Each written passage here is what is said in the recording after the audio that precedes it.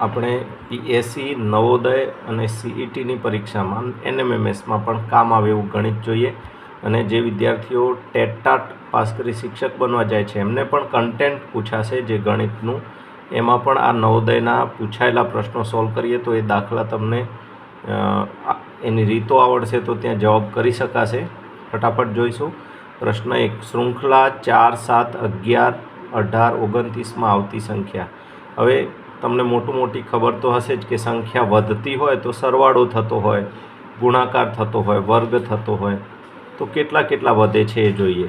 તો અહીંયા 4માં 3 વધ્યા, 7 થયા, પછી 4 વધ્યા, પછી તો કે અહીંયા 7 વધ્યા, એટલે એ ક્રમ નથી જળવાતો. તો કઈ રીતે થતું હશે? તો આ રીતે જોઈએ. 4 + 7 11 આવ્યા, 7 + 11 18 આવ્યા, 11 ને 18નો સરવાળો 29 આવે. એટલે હવે આપણે 18 અને 29નો સરવાળો કરવો પડે તો 8 ને 9 17નો સાતડો એટલે કે 47 જવાબ આવશે. અહીંયા ફરીથી સમજી લઈએ. આ સરવાળો થાય છે. 4 7 11, 7 ને 11 18, 11 ને 18 29, એટલે આ બેનો સરવાળાનો જવાબ અહીંયા આવશે. એવી રીતે પ્રશ્ન 2માં પણ શ્રેણી જોઈએ તો અહીંયા કેટલા અહીંયા પણ સંખ્યા વધે છે, વધતા ક્રમમાં છે. તો 12માં 3 વધ્યા એટલે 15 થયા, 15માં 4 વધ્યા. તમારે જ્યારે પેપર હોય ત્યારે પેપરની અંદર ખાસ આવું કરવાનું કે અહીંયા જેટલા પ્લસ થતા હોય કે માઇનસ એ લખી લેવાના. અહીંયા ધારો કે 12માં 3 પ્લસ થયા, પછી અહીંયા 4 પ્લસ થયા, એમ લખી લેવાનું. અહીંયા 6 પ્લસ થયા, સોરી અહીંયા 5 પ્લસ થયા, અહીંયા પ્લસ થયા 6, એટલે કે 3 4 5 6. તો હવે 7 ઉમેરશું તો 30માં 7 ઉમેરીએ તો 37 આપણો જવાબ આવશે, સી ઓપ્શન. આ પેટર્નને સમજીએ. ખાસ આવા પ્રશ્નોમાં સમય વધારે જતો હોય, ફટાફટ સમજીએ કે અહીંયા આ બધા વચ્ચે કોઈક સંબંધ રહેલો હશે. એના આધારે અહીંયા જે ચોથા ત્રિકોણની અંદર જે પ્રશ્નાર્થ ચિહ્ન છે ત્યાં શું આવશે એ આપણે શોધવાનું છે. તો અહીંયા જોઈએ તો 3 દુ 6 ને એવું કંઈક ગુણાકારથી તો થતું લાગતું નથી. 3 + 2 ને એમ પણ થતું લાગતું નથી. તો અહીંયા આમ કદાચ થતું હોય કે 3 - 2 એટલે 1 આવે ને 4 × 4 એમ આવી શક્યું. તો હવે આગળ ચકાસીએ. એવી રીતે થાય છે, આપણે એની પેટર્ન ઓળખવી પડશે. તો અહીંયા 15 - 13, તો 15 - 13 આવે 2, અને 2 × 3 જવાબ 6 આવશે. હા, એવું થાય છે. 17 - 13 કેટલા આવશે? તો કે 4, અને 4 દુ 8 આવશે.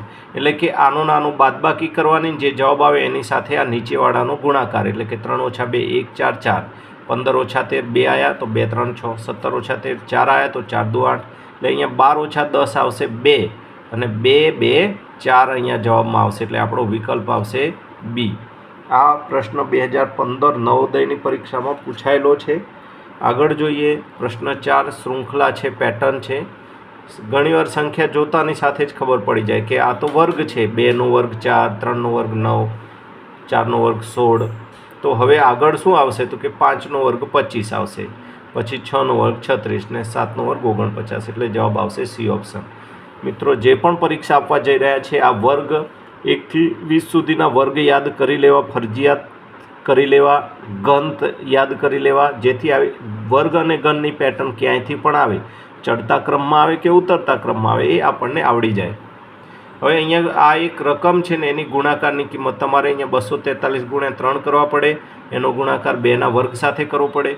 પણ હા, અહીંયા જો તમે આ બધા જ ગુણાકારમાં એક 0 આવી ગયો, તો આપણે જાણીએ છીએ કે કોઈ પણ સંખ્યાનો શૂન્ય સાથે ગુણાકાર જવાબ શૂન્ય જ આવે. એટલે આ બધાના ગુણાકાર કરવાની જરૂર નથી, જવાબ શૂન્ય જ આવશે, એટલે કે ડી ઓપ્શન.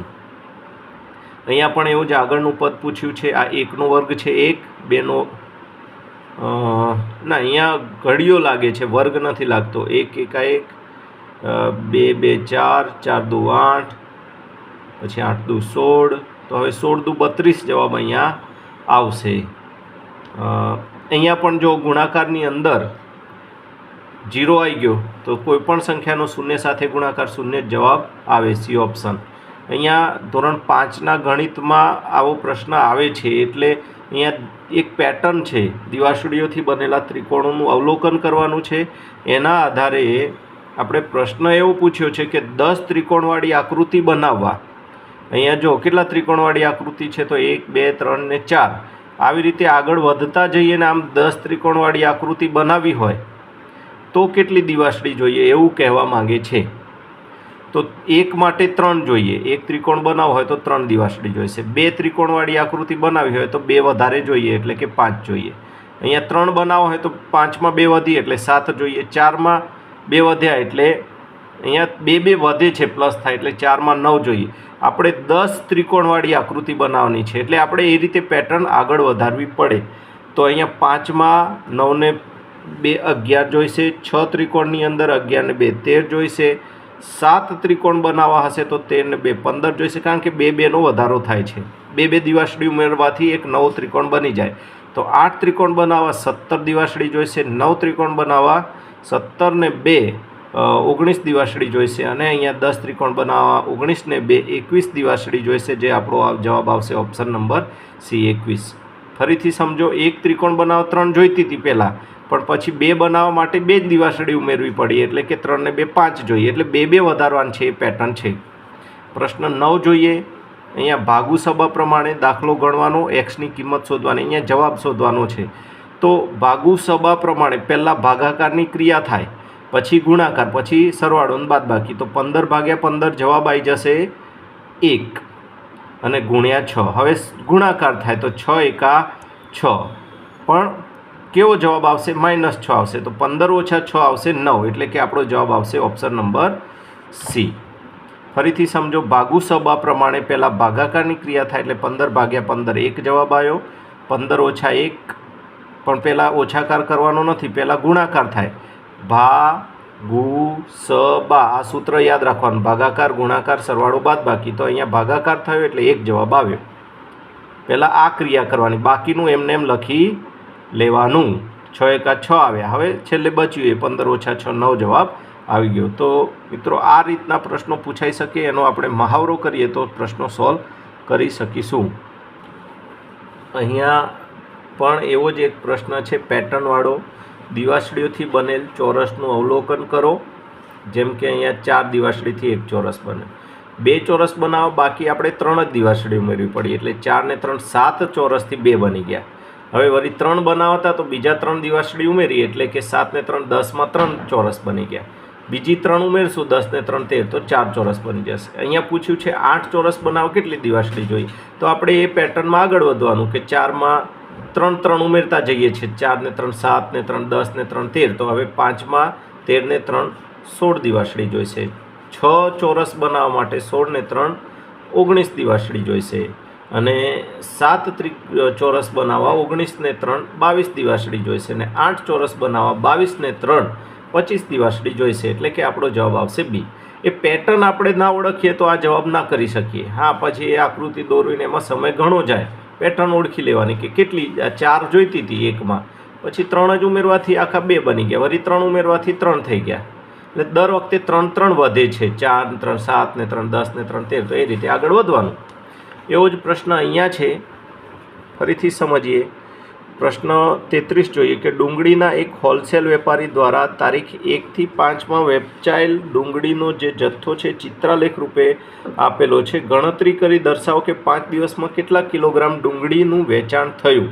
હવે જો મિત્રો, આ પાછું આ અહીંયા આપ્યું છે એ ધ્યાન રાખીશું કે વર્તુળ એટલે 50 કિલોગ્રામ ડુંગળી, ત્રિકોણ એટલે 5 કિલોગ્રામ ડુંગળી. તો પહેલા દિવસે કેટલા કિલોગ્રામ ડુંગળી વેચાય એ આ રીતે શોધવું પડે. આ એક વર્તુળ એટલે 50 કિલોગ્રામ છે અને 5 દિવસનું કુલ એ શોધવું પડે.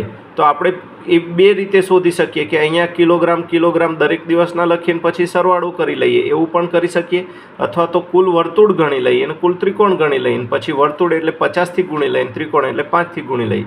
તો એ રીતે કરીએ તો અહીંયા 1 2 3 4 5 ને 6 7 8 9 10 11 12 13 14 15 16 17 18 19 20 21 22 23 વર્તુળ આવ્યા. એટલે કે એક વર્તુળ એટલે 50 કિલોગ્રામ, એટલે 50 ગુણ્યા 23 કરવા પડે તો એટલા કિલોગ્રામ ડુંગળી થાય.